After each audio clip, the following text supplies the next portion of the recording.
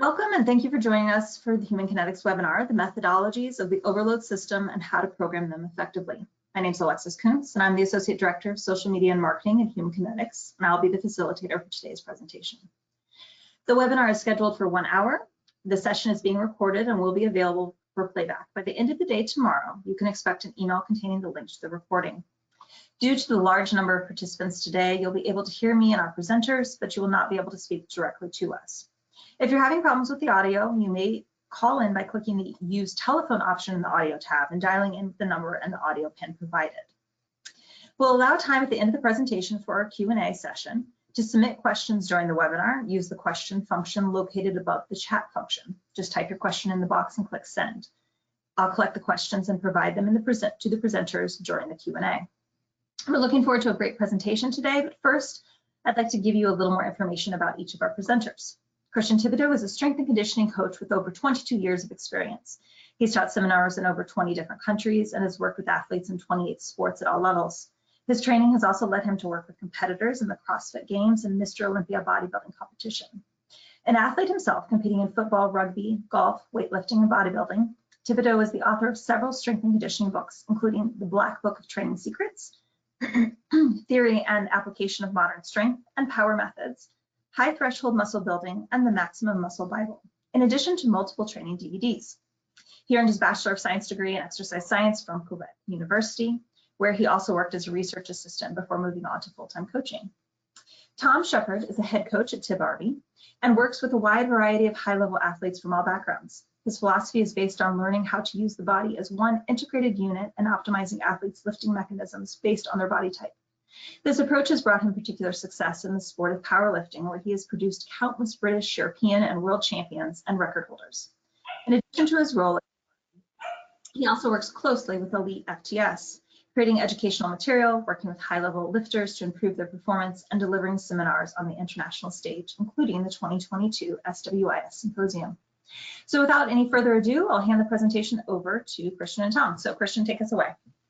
All right, the bad news is that normally it takes me about 15 minutes to get amped up enough to sound smart. I really function on adrenaline, and before adrenaline kicks in, I can barely speak English. And normally that takes 15 minutes, but I only have 25 minutes today, so you're in for 3. Anyway, let's get started without too much wait. My section is going to be about some of the best training methods that we recommend or talk about, explain, program with, and that are the intricate part of our books. The book is, of course, the overload system. So what is an overload method? What are the methods that we use to make people a heck of a lot stronger? I use these methods with athletes, some with strength athletes, and they just plain work. But you know what? We did not invent them. In fact, we dug down way deeper, where we went all the way down to like the 1950s, the 1960s, back when people trained brutally hard and were building lots of strength without the use of performance enhancers. So most of these methods are really modern application of what these guys were doing. So what is an overload method? Well, we're talking about a method that uses a load or requires a level of force to be produced that exceed what you can normally reach during a normal full range of motion lift. That's why it's called overload, because it's loading over what you normally can produce and produce more force and put the organism under more tension that it can normally reach. And that will obviously create a much larger demand on both the central nervous system and the peripheral nervous system. Central nervous system is, of course, the big giant computer that sends that activation drive to the muscle, and that is responsible for making you stronger. Sure, the muscle, the meat, is required to produce the force, but the amount of, well, let's just say the proportion of their strength potential, the muscle's strength potential, the proportion you can use is entirely dependent on how effective that central nervous system is. It needs to be able to send a very strong signal to recruit the highest threshold motor units, the stronger motor units. Furthermore, it needs an even stronger neural drive to be able to make those fibers fire super fast, which is the secret to strength. but it also works on the peripheral nervous system, the part of the muscle where the connection happens. It makes your body more sensitive to being activated. So that's why a combination of improving the central and peripheral nervous system is the secret to reaching superhuman strength, and especially strength that is very, very high relative to your body weight, because overload methods, well, sure, they will build muscle because any resistance training method will build muscle, but it's mostly aimed at making the nervous system more effective. It's also a greater challenge on the tendons and protective mechanism. And improving all of those factors will obviously make you stronger. Okay, so the methods I want to address today are not the only methods presented in the book. I mean, from a marketing standpoint, it doesn't make sense to give you all the answers, does it, right? But it's still the best methods, the one that I personally prefer. So we'll talk about partial overloads and as well as neurological carryover training, which is an application of partial overloads. We'll talk about eccentric overloads, so lowering more weight than you can lift to get your body used to those heavy loads, and also building tendon resiliency. We'll talk about functional isometrics, as well as cluster. Cluster is not typically like a true overload method because you don't use super maximal weights, but it allows you to lift heavy weights for more repetition than you could normally do. These are my cornerstone methods and are a big part of the book, but not the only methods presented. So the first method is partial overloads. One of our favorites, both Tom and I. Basically, you're reducing the range of motion to allow for the heavier weight, the use of heavier weight than you can do on the full range of motion. Now, it has several purposes. It can be used to strengthen a certain portion of a lift. It can also be used to create more tension, like here in an overhead press. It will strengthen the whole body, creating more tension, more stability, creating that strong core to be able to sustain heavier weights over load, because even though you're only lifting a weight for a partial range of motion, the whole body is still under tension to maintain that posture here. The same would be true with pin pulls or with top half squats, for example, which would still put the core, the glutes, the upper back under tremendous tension to stabilize that very heavy load. And also it has psychological benefits, of course. Now, if you're using that method mostly for strength, then we're typically using the same parameters as we would over the full lift. So for example, if in your training phase, you're using sets of 3 reps on your full range lift, then on a partial, you would also use sets of 3 reps. But if your goal is to use those partial reps to build muscle, because they can actually be pretty good for that. For example, if you do a top partial bench press, well, you're basically doing the portion of the lift where the triceps are the most active. So it can actually become a way to develop those triceps. Same thing for quads, for example. The top half portion of the squat works the quads more. So only doing that portion with very heavy weight could be a very strong quadricep stimulus. But if we are using partial reps to stimulate muscle growth, then we need to do more repetition to compensate for the fact that the mechanical work of each repetition is divided by 2 or 3, right?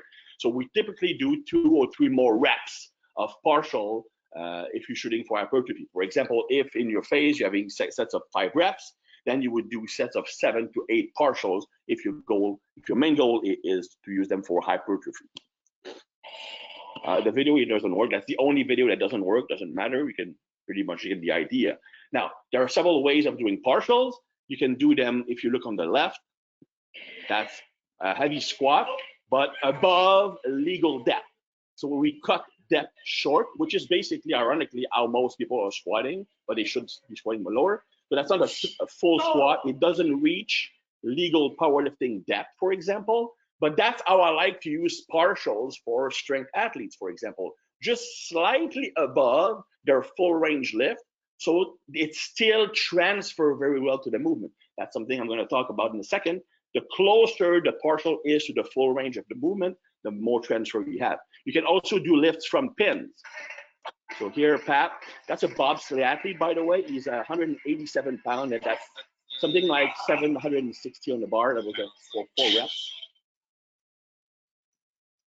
So Pat was actually a pretty phenomenal athlete. He was both a member of the national track cycling team and the national bobsleigh program. So that's another way of doing partials from pins. And you can use a box or a block for the bench press, for example. So you will lower yourself down.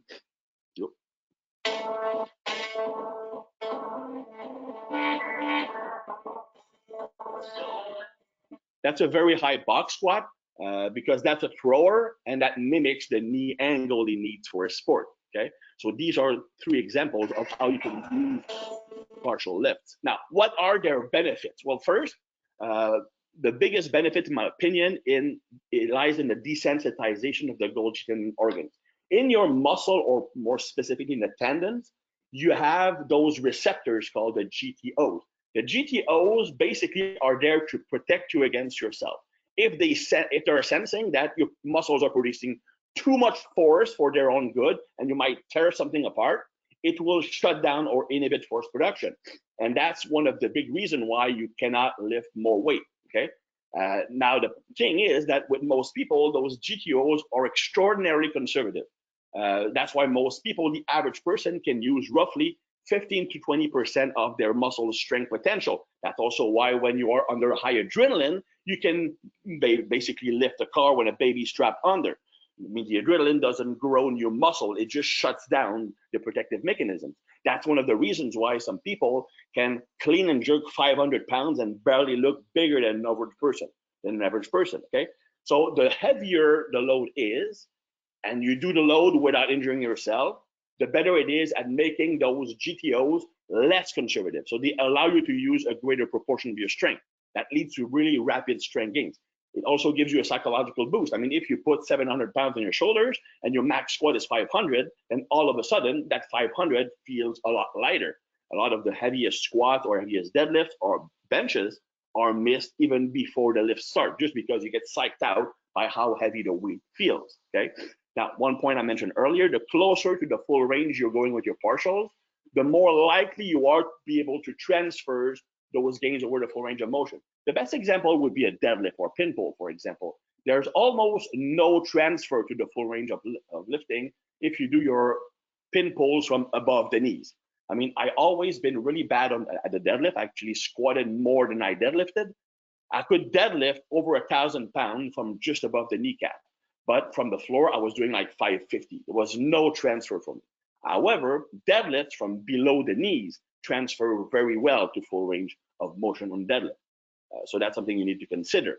Now, the lower your sticking point is in a lift, okay, the less effective partials will be. So basically, if your sticking point on the bench is from the chest, as at the chest or 1 inch above the chest, doing half range of motion bench press will do 0 for you, because it does not transfer, it doesn't strengthen that weak point. The closer you are working toward, the closer the range of motion you're training is to the weak point, the better transfer there is, okay? So the strength gain will be mostly range of motion specific, plus or minus something like 15 degrees, okay? Now, there is around 10% of the population that can actually get good transfer over the full range of motion, even if the range of motion is extremely short. These are typically people who do have a lot of muscle mass. They have very strong muscle, potentially, but their nervous system is just really, really bad. So the partials will transfer well by being just something that can improve the overall strength of the nervous system and also inhibiting the Golgi tendon organs. I mentioned you get position or range specific strength gains that can actually be used. It can be seen as a weakness, but it can be used to address a weak point. So by doing your partials closer to range of motion, you can strengthen that range more effectively. Something that a method like functional isometrics will also accomplish very well. Now, as I mentioned, for competitive lifting purposes, I like to use a range of motion that is very slightly shortened full range. Otherwise, there's no transfer. All right. So here's an example. I'm not going to play all the videos because I'm short on time. That's Tom training for 320 kilos bench press. So what Tom did here was an application of loaded partial overloads called neurological carryover method. Basically, what Tom did is that he would spend 2 or 3 weeks at each height. For example, 5 boards, then 4 boards, then 3 boards, then 2 boards, and 1 board. And the goal is you start with a weight that is around 10 maybe 20 pounds, depending on the lift, higher than your maximum or the weight you're shooting for at the end of your training cycle. And what you do is you keep that weight for all the training cycle. You just gradually increase the range of motion every 2 or 3 weeks. In this case, removing a board. So for example, you would have with a very high board, first with that position, you would do a lot of reps. You might be able to do 10 to 12 reps at first, and that's what you do. The goal is you rep out with that weight. The shorter range of motion is, the more reps you can do. But the goal is that by the end of a training cycle, you're basically almost at full range with the same weight, but now you can do it. The way it works is that each position, well, first, it gets your body used to handling a certain weight. From a GTOs, from a tendon perspective, from a nervous system perspective, you just get used to handling the weight. It's just a matter of lifting that weight for slightly longer. Also consider that each range of motion has a carryover of roughly 15 degrees. So the position 1, 5 blocks, will strengthen for position 2, 4 blocks, and so on and so forth. So doing the 5-board bench would not improve the 1-board bench, but it would improve the 4-board bench. Then the 4-board will improve the 3-board, and the 3-board improve the 2-board, and so on and so forth. So you're gradually increasing the range of motion, always doing maximum reps. So you might do 12 reps, 8 reps, then maybe 6 reps, 4 reps, 2 reps, something like that. But that's a very effective training method by allowing you to control and master a weight. All right. Eccentric overload. Eccentric overload, my favorite method for rapidly increasing strength. Of course, that's done only with advanced athletes and people who do have plenty of experience with lifting heavy weights, because it's a very traumatic, demanding method, because you will be lowering a weight that is heavier than what you can lift. And also those weight releasers that you can see in the video here, they will actually swing slightly forward and back at first, creating an instability. You could see that as a benefit because it will strengthen that cord, increasing more rigidity. But if your technique is not super stable, then it will throw you out of balance. But if you're an advanced individual with good lifting technique, personally, I've never seen a method that can increase strength as fast as using eccentric overloads. Here, Gab, also a bobsleigh athlete, is doing a back squat. So you have something like 500 on the bar, and then he's lowering an extra, that's 70 pounds per side. You can see the slight swing of the releasers, controlling the descent, not necessarily going super slow, but controlling the descent. Then unload it, and you lift the weight. I personally increased my squat by something like, I don't remember the exact number, but something like 65 pounds in not even 8 weeks. Well, I think it was like 6 weeks by using weight releasers. So if you're using it for strength, you do sets of 1 to 4 reps. If you're doing more than 1 rep, you do them as a cluster. So you rest for roughly 30, 45 seconds between reps while you replace the weight releasers and you shake off some fatigue. So you put 80% on the bar and you had an extra 20 to 40% on releasers. Some very strong athlete can actually use a bit more than 40% overload, but only if you have a lot of experience with overloading. If you're using that method to build muscle, because it can also be very effective at building muscle, because we know that the eccentric phase is actually more effective at stimulating growth than the concentric. So you would do 5 or 6 reps as a cluster, 70% on the bar, and an extra 20 to 30% in overload. So a total weight of roughly 90 to 100%. So I'm not going to read all of that. You're going to have the document. That's just different application of the load on the bar, as well as other methods. For example, here, if you don't have a releaser, Gab is doing the eccentric on the squat rack. Then he's going to remove some weight. He was on vacation at his father's. I'm not very sure about the safety of that power rack. He would remove weight, then he would do the concentric as a pure concentric. So that's a way to overcome the lack of releasers.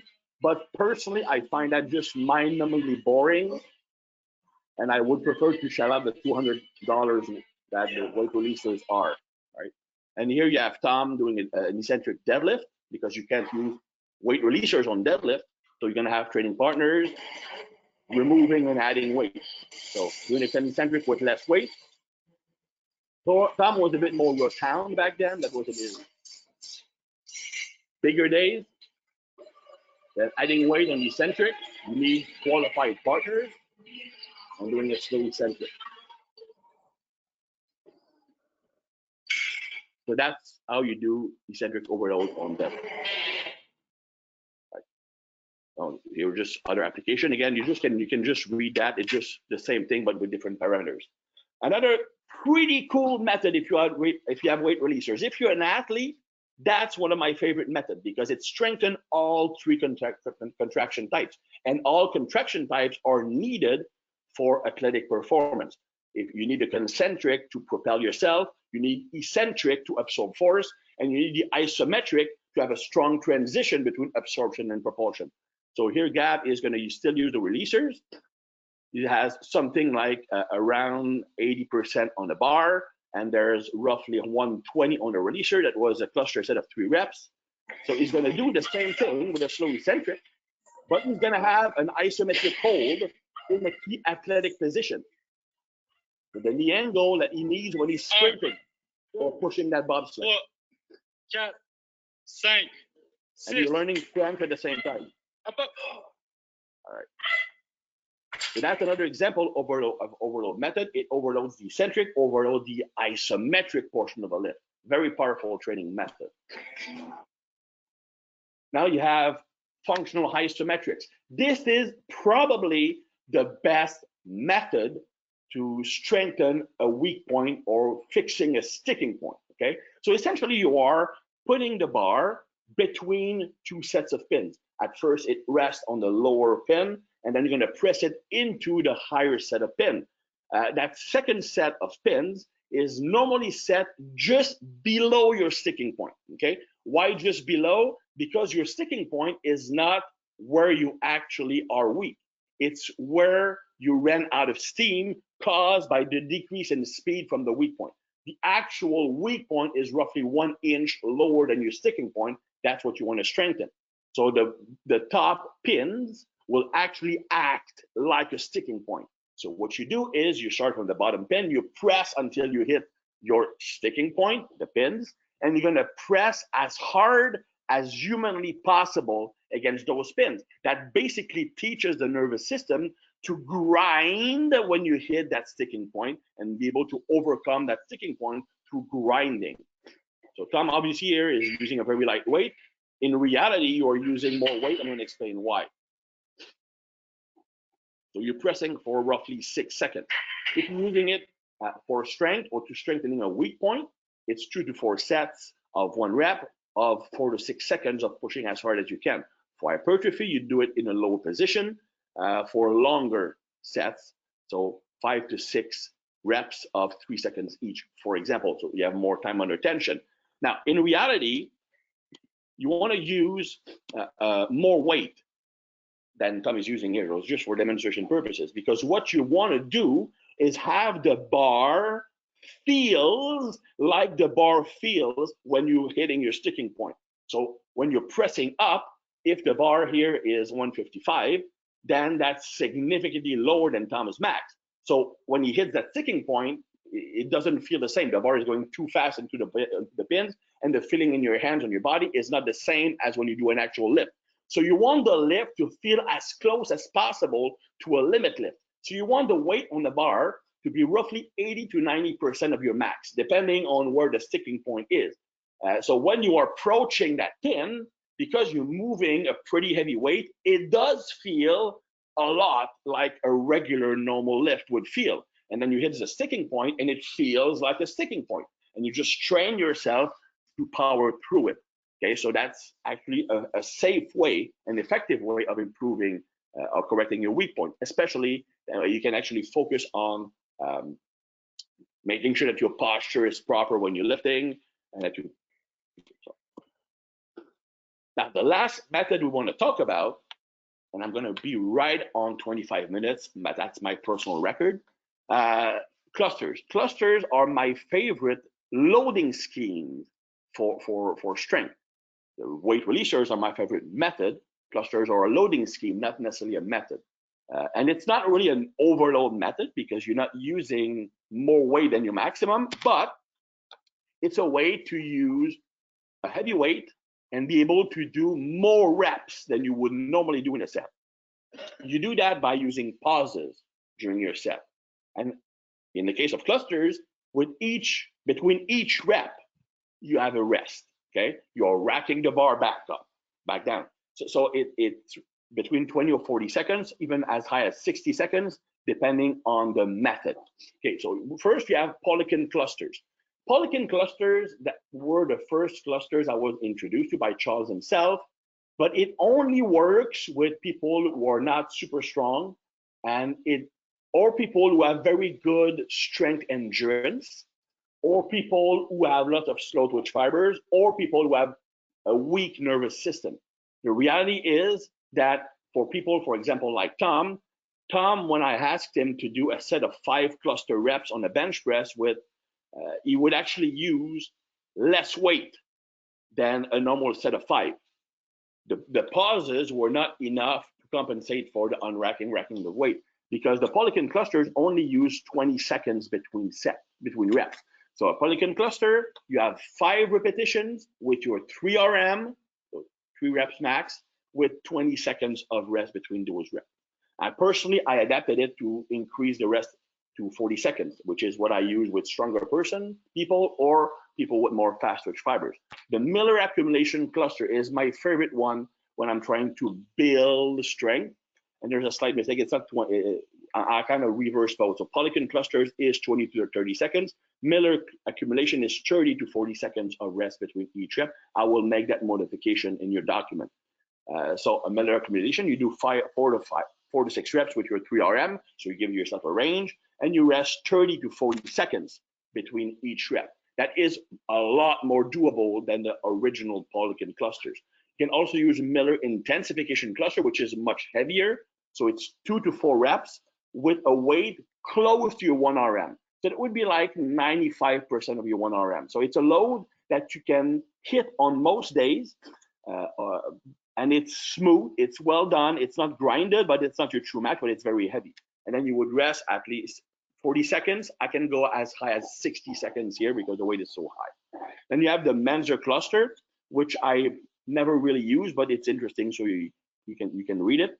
One method I really love, though, that combines strength development and hypertrophy is a heavy rest pause, which is a form of cluster. It's basically a way of adding rest periods within a set to be able to do more reps with a heavy weight. So a heavy rest pause would use 4 to 6 reps with the maximum weight you can do for 4 to 6 reps, maybe leaving 1 rep in reserve, not more, okay? Then you would rest 15, 30 seconds, depending on the lift, and then you would resume your set doing as much additional reps as possible, maybe getting 3 more reps. You can even do a double rest pause as mentioned here. The heavy rest pause, the best method to build strength and size at the same time.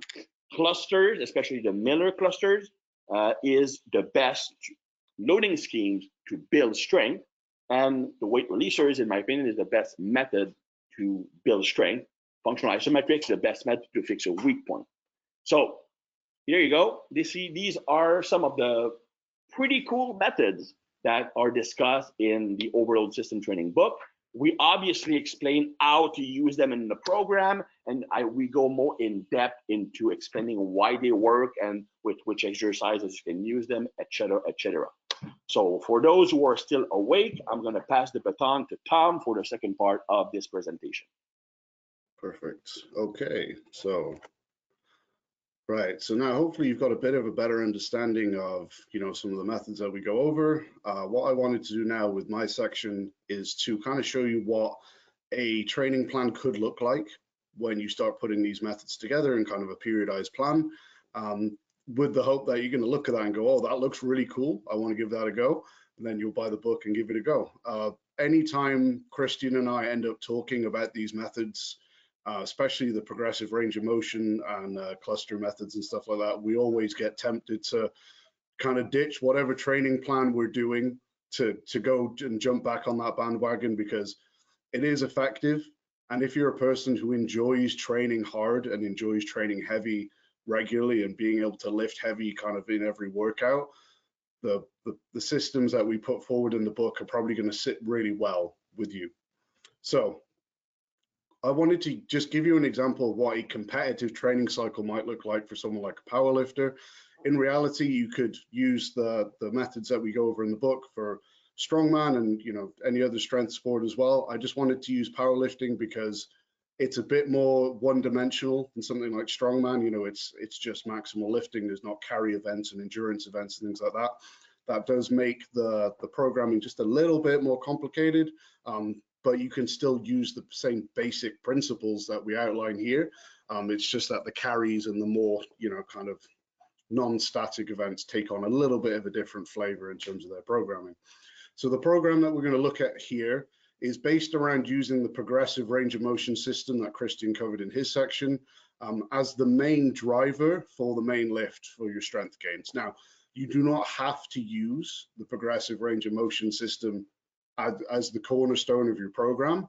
However, like I said, it is a very fun and interesting one to use and one that you're probably not familiar with, which is why I wanted to kind of put forward a program that was based around it. So basically, as we go through the blocks of this training program, the range of motion on the main lift is going to get progressively greater and closer to the full range of motion that we'd use in the competitive lift. And then basically what happens then is the accessory movements and the accessory work that we do is primarily based around what the progressive range of motion system is not doing for us at that moment in time. So we've just put forward like a pretty basic structure. So this would be like an example for an athlete who is pretty well balanced, probably quite well advanced, is not limited by their muscle mass. Obviously, these phases could change in terms of their length, depending on what your requirements are. If you're someone who needs to put on more muscle, let's say they're someone who is on the lower end of their weight category or something like that, the accumulation phase could be extended considerably, so on and so forth. But the thing to remember here is that the progressive range of motion system that is the cornerstone of this, the longer the training cycle is, the more smooth your progress will be, and generally the better it will work. Can you do a range of motion system over 6-7 weeks? Yes, you can. You can probably only overload it maybe 2 or 3%, but the more steps that you can take to get to that full range of motion, let's say you're a 10 or a 12-week cycle, will generally lead to better results. And what will usually just happen is, even though the training plan took longer, you might only be overloading by 3 or 4%.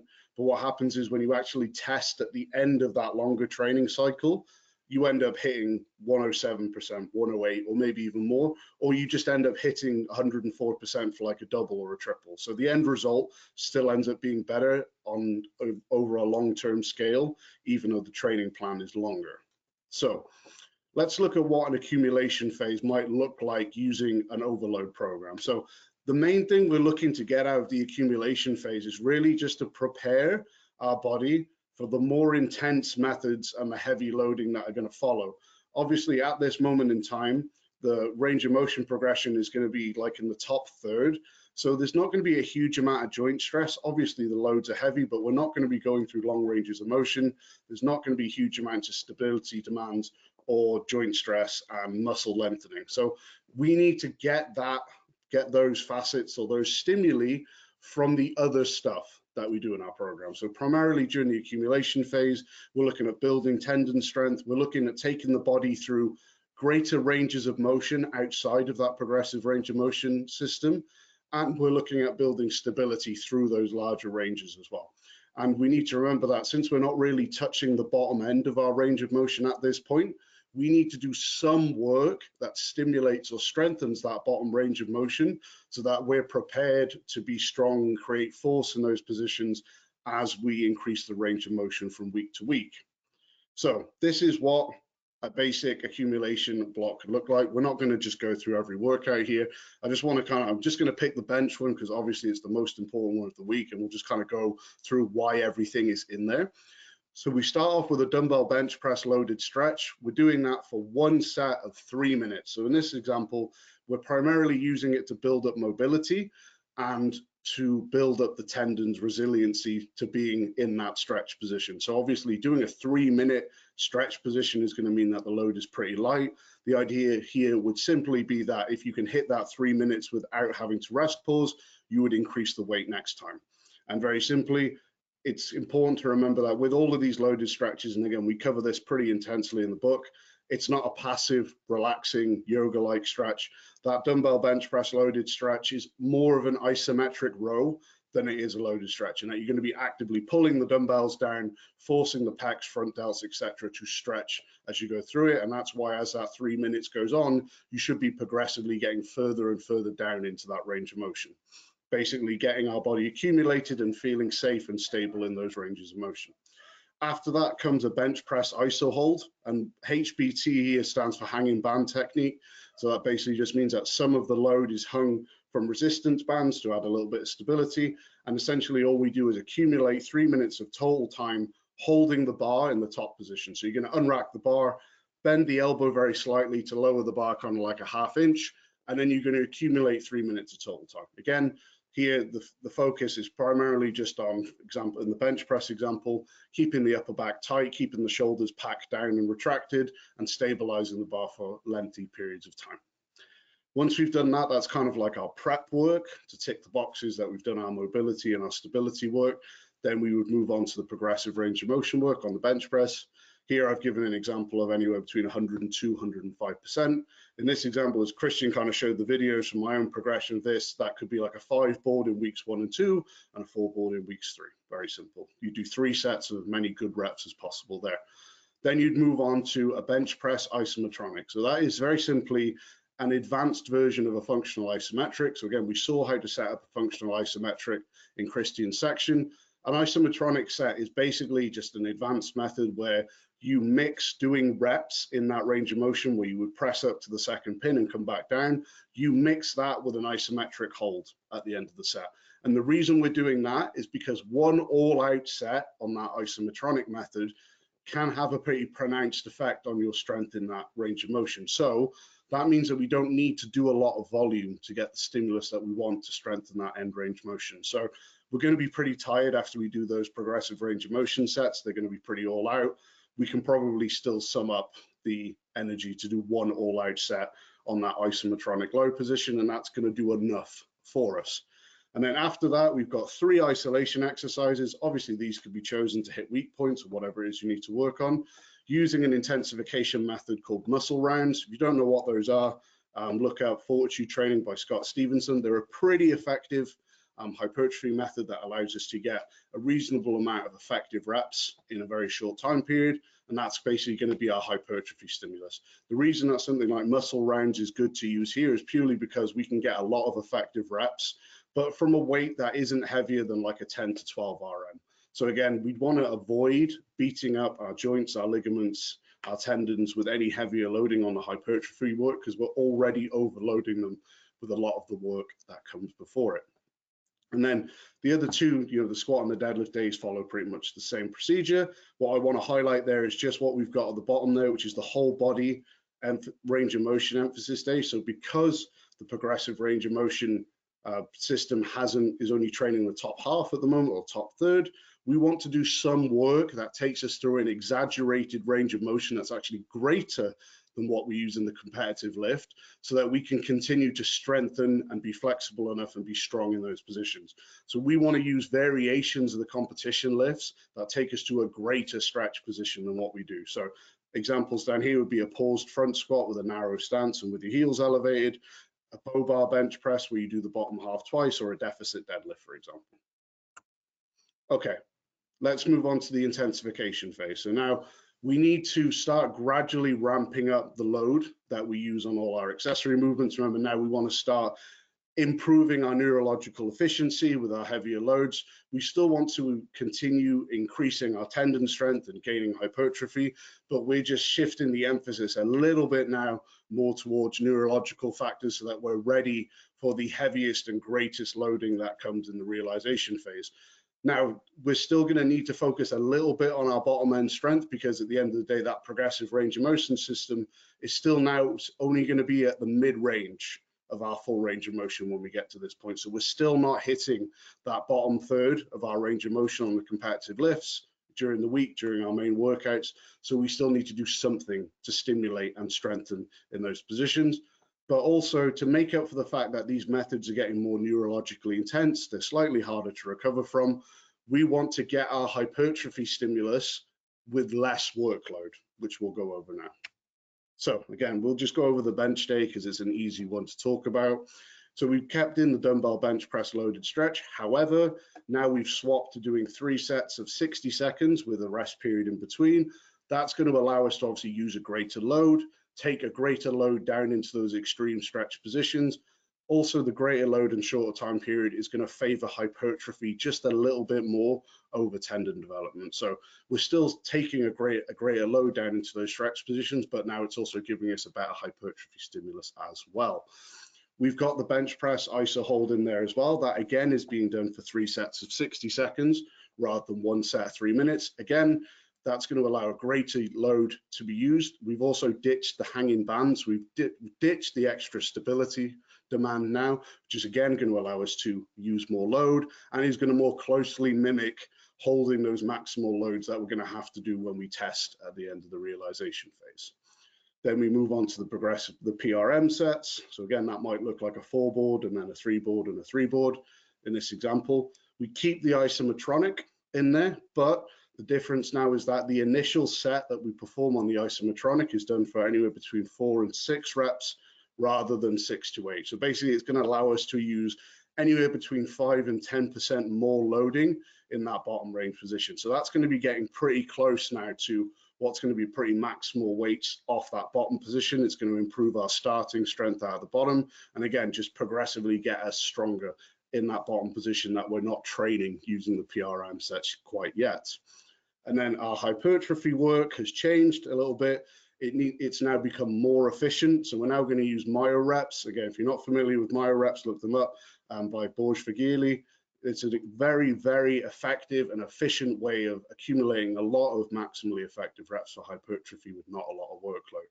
Now, in reality, the benefit that this allows for us is that we can probably get the same stimulus or even perhaps more stimulus from doing a single work set of myo reps compared to, say, doing those 2 sets of muscle rounds. So I've written 1 to 2 sets there, but in reality, you might do 2 sets for, let's say, your pecs or your weak point. You might do 2 sets on the machine fly, and then you do 1 set on the other 2. And that's going to mean that we get as good, if not better, of a hypertrophy stimulus than we did in block 1, but with less overall workload, which means we have more recovery to allow us to recover from the more intense and heavier methods that are coming slightly before it in the workout. And then again, if we look down at the bottom at the whole body range of motion workout, we've now altered the variation so that they are creeping towards the competition lift. So now we've got a simple front squat with heels elevated, whereas before it was paused and with a narrower stance. We're still going through a greater range of motion than the competition lift, but now the loading is going to be closer, the mechanics are going to be a little bit closer, and as you can see, we've gone up to 5 sets of 2 at around 80%. So all the loading and the mechanics in that whole body emphasis workout are just slowly creeping closer towards the competitive lift as we go through the program. And then we come on to the realization phase. So obviously this is essentially like a peak. This is where we stop worrying about building strength and building structure, and it's more about learning to display the strength that we already have, maximizing the nervous system's capacity, and more importantly, trying to reduce any accumulated fatigue that we've gotten through the rest of the program. So the overall workload is going to drop down. Obviously, the PRM sets now, that's how they progressed, we're pretty much going to be in the bottom third of the range of motion. So we don't need to worry about working on that bottom end strength, separately anymore, because we're going to be working it all very close to with those main work sets, which again, further allows us to reduce the workload. And now our hypertrophy work is basically going to become active recovery work for our ligaments and tendons from the heavier loading that we're doing. So again, this is what that might look like. We've got a dumbbell bench press loaded stretch in there again, this time with rebounds. So you're going to spend 10 seconds in that bottom position, but bouncing up and down for 10 seconds, then stretching normally for 10 seconds, cycle through that 3 times. What the rebounds are doing there is just basically teaching you to use the stretch reflex so that when it comes to testing at the end of the program, you are efficient at using the stretch reflex to help get you some extra force production out of that bottom position. We've swapped out the iso hold now for an overcoming isometric. Not only is this going to be less demanding in terms of energy and in terms of muscle work, but it's also going to allow us to specifically strengthen the weak point of our main lift. Obviously, we're getting quite close to our test now, so we can put those pins at whatever position or just below where we get stuck, and we can do 3 sets of overcoming isometrics there, which, if anything, kind of acts as a good warm-up for the PRM sets that come afterwards, and it kind of acts more as a neurological activation rather than anything that's going to drain us. Then we get down to our PRM sets, which obviously now we're getting very close to that full range, 2 board or a 1 board in the case of the bench press.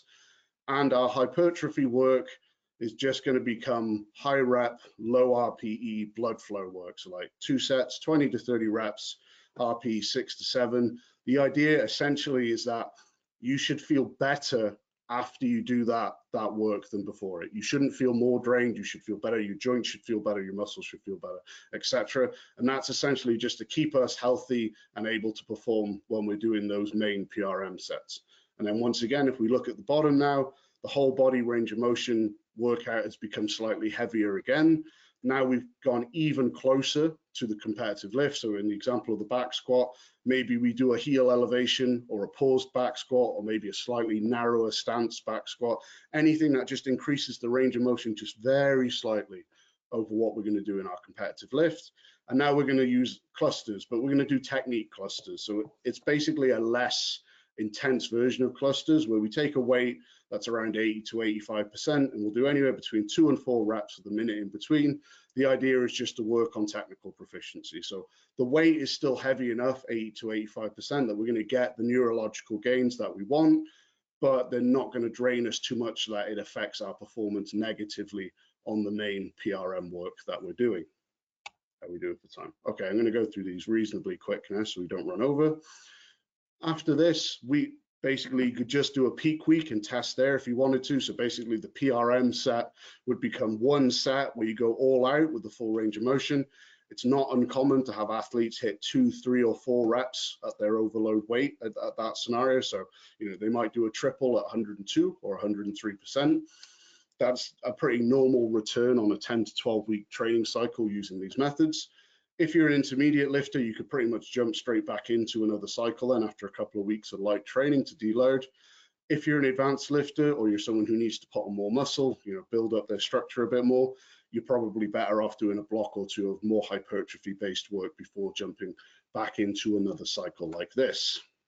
Now, if you're a competitive athlete who's quite advanced, after you finish this training cycle, you probably can eke another 2 to 3% out of your lifts by doing a peaking block that kind of has a even greater emphasis on the competition lifts.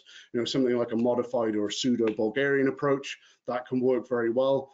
I've had both work incredibly well for competitive athletes. I've had people literally run the overload program, take a deload week and go into the comp and hit big PRs. Likewise, I've had athletes run the PRM progression and then do like a 3 to 4 week peak, maybe get an extra 2 or 3% out of it, and then that works incredibly well as well. It basically all depends on what the time frame is that you have before your competition. And just very quickly to go over the other options, if you're maybe a little bit stuck, like you like the template that's been put forward there, but you can't follow it for a certain reason. If you only want to train 3 days a week, you can just drop that 4th workout where you do the variations with the emphasis on the range of motion. If you do that, then all you do is you warm up for your PRM work using the full range of motion. So let's say it's bench press day. During block 1, you'd warm up to 85 to 87% using the full range, and then you would go and go to a 4 board or whatever it is that you need to use after that point. And as the blocks go on, the idea would be that you progressively work up to a slightly heavier weight at that full range of motion so that you're still ready to max out the full range of motion when you come to the end of the training cycle. If you have a limited amount of time, then you can very easily drop the hypertrophy work from the sessions and group them together on a single day. That could be a 5th workout, or it could be a 4th workout in place of the range of motion emphasis day. Likewise, all of the loaded stretching could also be grouped together in a separate workout if you wanted to. But I find the loaded stretching actually works very good as a warm-up for most athletes. They do the right loaded stretch for 3 minutes. They're usually pretty much ready to go on the main lift after that. So I find it usually ends up being more time efficient, if anything, because they don't spend 10 minutes doing pull aparts and a load of other static stretching that they would normally do. And then if you're a person who wants to lift heavy even more often than that, we do cover this one in the book. That fourth workout where you're doing the variations with the extra range of motion, that can actually become a second PRM workout where you get to max out that range of motion again. We cover that one in the book. That one's a really fun one, but you do need to be someone who's got a pretty resilient nervous system if you're going to do that one. But that can also work very well in that scenario. So in reality, what I've put forward here is just one way that you could create a program using the methods that we go over. We do go over programming in the book and give you examples of how you could structure it. But in reality, it's about as versatile as your imagination. As long as you follow the basic guidelines and you don't try to rush the system, as in you don't try to, add 10% to your max every single training cycle, then it is going to work. You just need to follow the guidelines that we give you and just remember that more is not always better, because these methods are very heavy and very demanding. So when we give the volume guidelines for them, if anything, they're probably on the high end. Me and Christian very much like to train as much as possible. We're not the type of people who will do less. So when we say you shouldn't do more than this, then you probably really shouldn't, to be fair. But in reality, there's a million different ways you could piece all of these kind of cool training systems together to make an effective program. Okay, so for attending today, you do also get a discount off the book. There's the link to the Human Kinetics website. If you use code overload20, you can get 20% off your purchase today. That is my presentation done, so we can swap to the Q&A now, guys. Yeah, thank you both so much. We are now going to open this up to a Q&A session. So if you have questions, go ahead and drop those in the question box. We'll allow you time to do that. We did have one question that already came through as you were presenting. The question is, where do you see possible applications for Olympic weightlifting? And then they made a note that beyond clusters. So I guess the main question is, where do you see possible applications? Christian, do you want to take that one? Because you're better with the Olympic lifting than I am. I think you can give a better answer there. Yeah, it's funny about the not asking method, not clusters, because I originally learned about clusters when I was still training for Olympic weightlifting, and I was attending a Charles Poliquin seminar, and I asked him, well, Charles, what is the best method to get stronger? And he said, clusters. And I was super intrigued. I've never heard the word clusters before. And he went on to explain that in a cluster, you do 1 rep, then you take a short rest, then you do 1 rep. And then when he's explaining that, I said, dude, that's exactly how I train. Because Olympic lifters, when you do a snatch, you drop the bar, you chalk a bit more, you put your straps on, you do a 2nd rep. So we were doing clusters already. So I figured, well, I was super disappointed. Well, the best method, well, I'm already doing it. So there's no hope for me, right? But he said, no, do it on squats, do it on pulls, do it on deadlift, and that makes more sense. But as far as adapting the methods in the book, I believe that, and I'm going to open a can of worm here, is that especially you look at North American lifters, it's getting much better now compared to European lifters. I think that we tend to lack strength when it comes to the Olympic lift, and it is weightlifting, so you need to be stronger. There's a very, very high emphasis on technique and technical precision, doing lots of stuff at 80% or so, 75%, 80% here, and that's good. But sometimes developing just a raw, brutal strength on basic lifts like a squat, even a deadlift, it does take a back burner. I mean, the squat is being trained, but mostly as a second thought. They don't really train to push the squat as high as they can. But my belief is that if you already are super technically efficient, the best way to improve your Olympic lifts is just to get brutally strong. So one way you can certainly do that is apply, for example, the progressive range of motion training on squats and pulls. And that could be done on its own separate day. So let's say a 5th workout of the week would be pure strength work. And that would be either on just the squat or the squat and pull if you want, that's fine. And the cool thing is that I think that Olympic lifts will benefit even sooner in your training cycle from progressive range of motion training, because when you look at the explosion phase or the second pole of a snatch and a clean, it happens when the knee is roughly 90-ish degrees, sometimes 110, depending on sometimes 100 degrees, depending on your lever. And that essentially is very close to where we're starting with the progressive range of motion training. So that's certainly something that could be very valuable, either doing it as a back squat, or as a front squat, or even a clean style deadlift. Could be a rapid way of increasing your strength on the competition lift. I would not apply these methods necessarily to the Olympics themselves. I believe they should still be trained mostly for technical efficiency, but for the strength building exercise, just use them to get brutally strong, and that will absolutely transfer to improvement in your competitive lifts. Cool. Okay. Before I read the next question, we just had a comment, which was really sweet. He says he doesn't have any questions, but he got the book and is, quote, 376% stronger already. And so you guys are awesome. Okay, so another question we got is, how can you use the weight release methods without weight release for squats and bench? So basically, is there other ways to use that besides squats and bench? Okay, so I mean, Chris, you kind of covered that a little bit, didn't you, in your with your video? Was it Gab going down to the pins? Yeah. And, yeah. And you doing the. Yeah. So I guess we kind of covered that. Also, on what lift can we use the weight releasers, not just the squat and bench? For example, I've actually used them on barbell curls, believe it or not. Of course. Yeah. It could be used on military presses. Of course, you would start at the top, and that would require like a pretty weird setup because you would need boxes because the weight releasers won't go all the way down. So you start at the top and you just go down slowly, and then that works. But in reality, it's mostly built for movement like a squat, like a bench.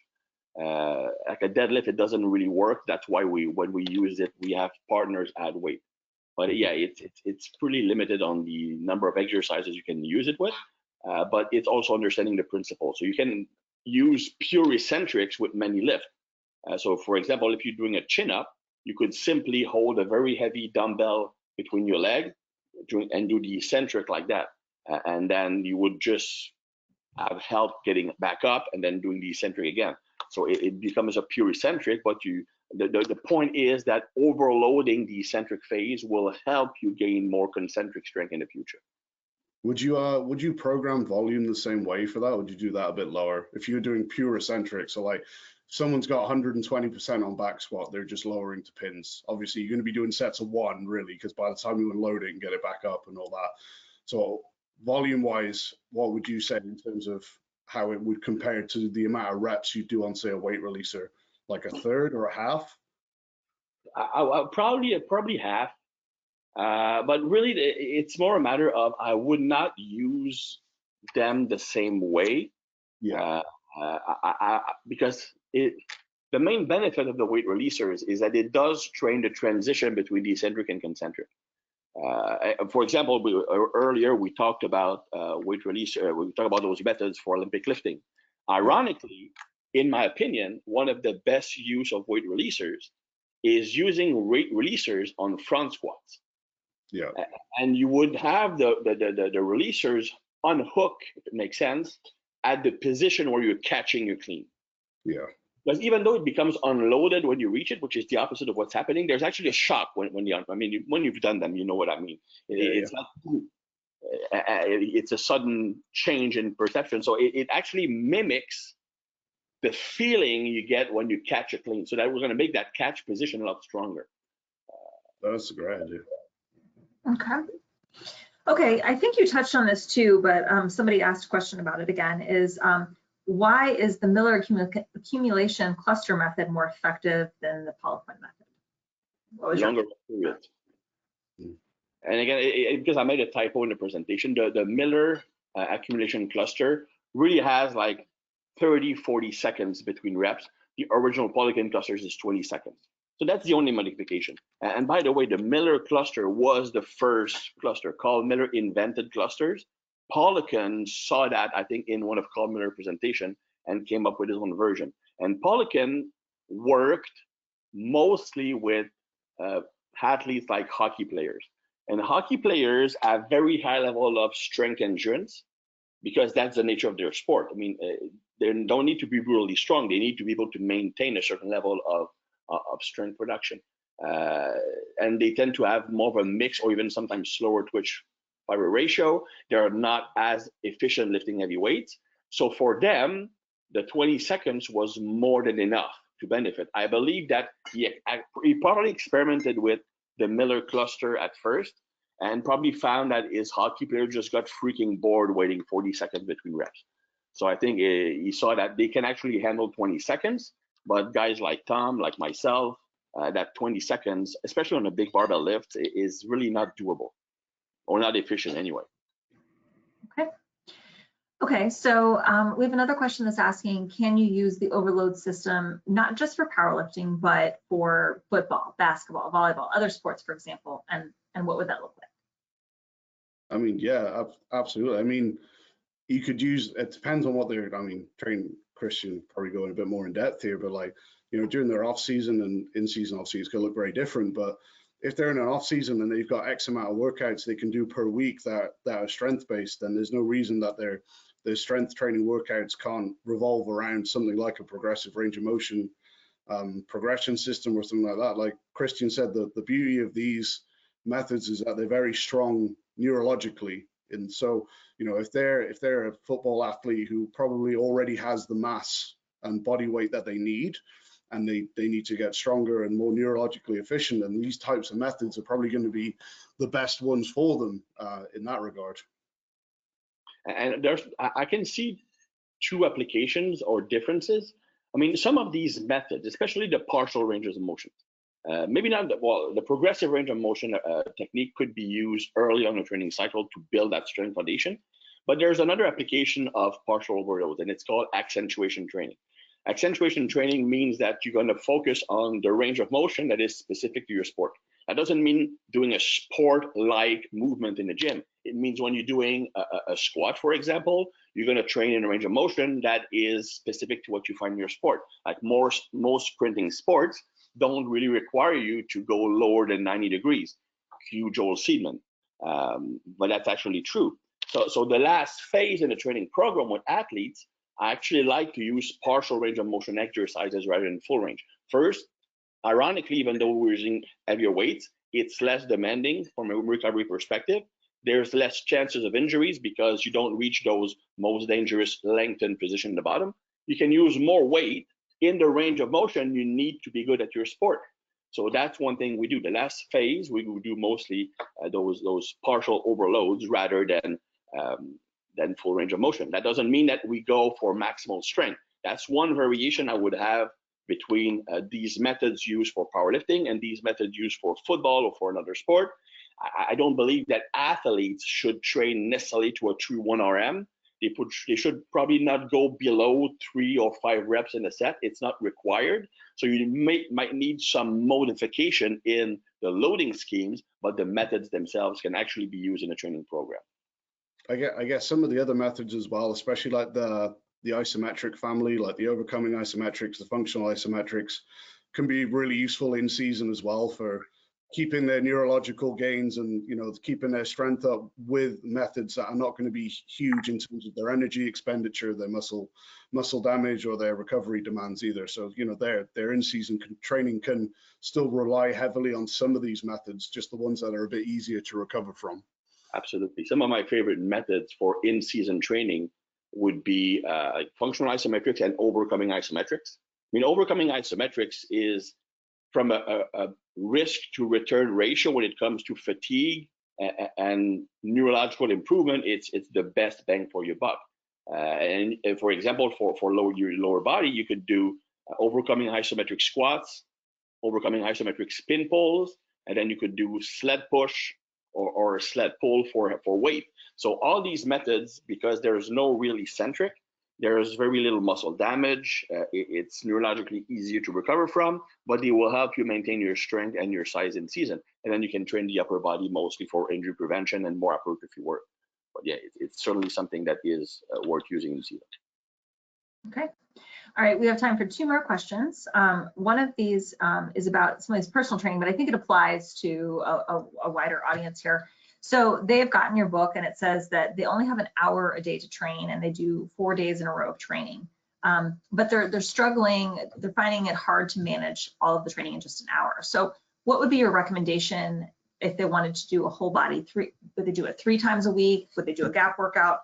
What would be your recommendation if they're short on time and only have that hour? Okay, I mean, do you want me to go first? Yeah, sure.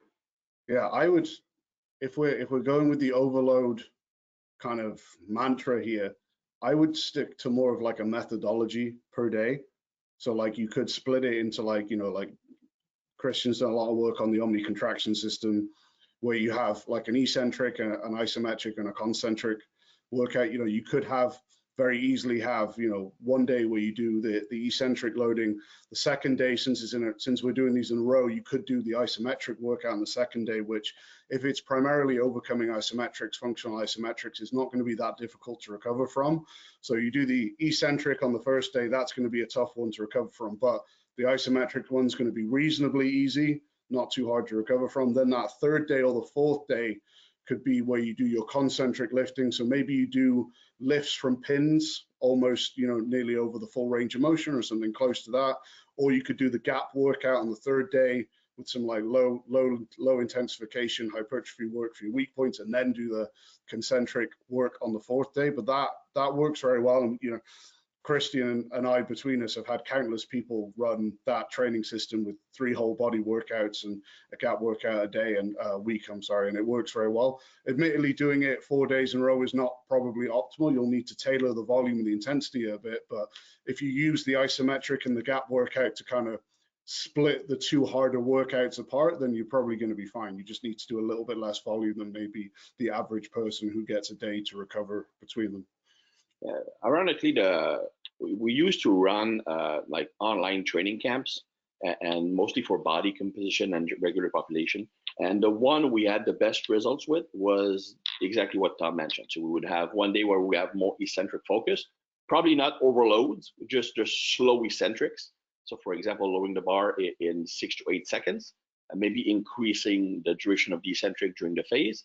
The second day would be either isometric or statodynamic, so pauses during the lift. The third day was just regular lifting or pure concentric lifting. And then we would have the gap workout, which was a combination of loaded carries and isolated bodybuilding work.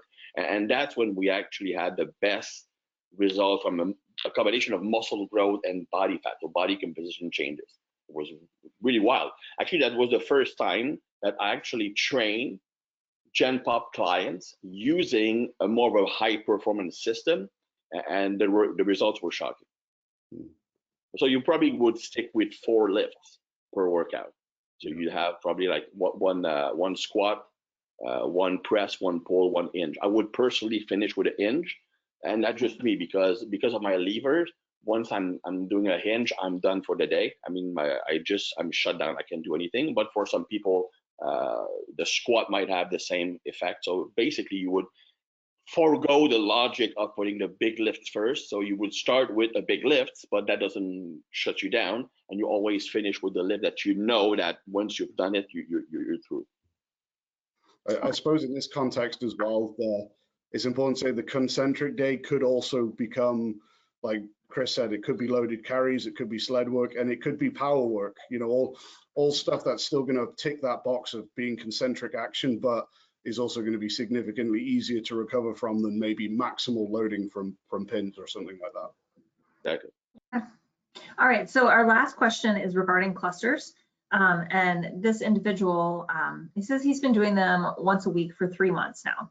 But the question is really, is there a risk of neurological fatigue if done for too long? And can you just keep doing them until you stop progressing? What would be your suggestion in that regard?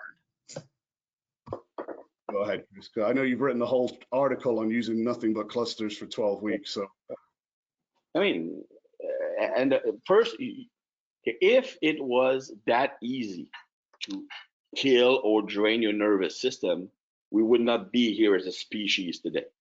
I mean, that's just a misconception. That's not how fatigue works. I mean, yes, you can reduce your neurological resources, but really volume is a bigger issue than load when it comes to neurological fatigue, as hard it is to understand. The thing is that what we call central fatigue, which would be a weakening of the central drive that activates the muscle, leading to poor performance, is actually caused by signals sent by the muscle, the tendon, the fascia to the nervous system, telling your nervous system that what you're doing is unpleasant, it's hard, and those signals, afferent signals, are mostly signals of discomfort, of pain, of this is just freaking hard. So yes, heavy work is hard, and yes, it does send those signals, but the amount you're doing is not that high. However, if you do very high volume of work, that causes that massive lactate accumulation, it burns, it's the same thing, it's the same signal, okay? So really, volume, because you have more of these signals, because you have more volume, more work, causes more fatigue.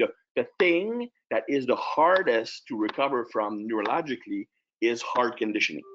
So it would be like lactic work, 400-meter sprints, a CrossFit workout, like stuff that just generally makes you feel like you are on fire but drowning at the same time. There are all those panic signals going on. That's what is hardest to recover from. Now, clusters are hard work, but it's not like you feel like you're about to die while you do it or afterwards, okay? So you should really take that I'm going to kill my nervous system thing out of your mind. That's not going to happen. So it's only a matter of the reason why we normally recommend rotating neurologically dominant methods is that typically those methods lead to a very fast improvement in strength or power or whatever. Within 3 or 4 weeks, you're going to get massive results, but then the gains stop normally, because neurological gains are really rapid. It occurs in 2 to 4 weeks. And after that, then the gains are much slower. Now, the difference between those and clusters is that clusters, because of the number of repetition in the set, it also becomes a pretty good hypertrophy method. So you're going to build tissue, which allows you to keep progressing for longer. So yeah, my recommendation is, as long as you're progressing, then you keep it in if you want, if you're not mentally tired of it. So if you have one bad workout, that doesn't mean you're not progressing. But certainly if you're not progressing for 3 consecutive workouts for the same lift, then I would consider dropping that method. Okay. All right. Well, that is all. Oh, there you go. Sorry, Okay. I think connection or Wi-Fi dropped out there for a sec. That's all right. You're back on. That's actually all the time we have for questions today. So I want to thank both of you for joining us for this presentation today. And just a reminder, you can purchase the book, The Overload System for Strength, on our website at us.humankinetics.com for 20% off with promo code overload20. Everyone will receive an email within a day that has the recording to today's webinar and information on the promo code itself. So again, thank you for your participation, and I hope everyone has a great afternoon. All right. Thank you, guys. Bye-bye.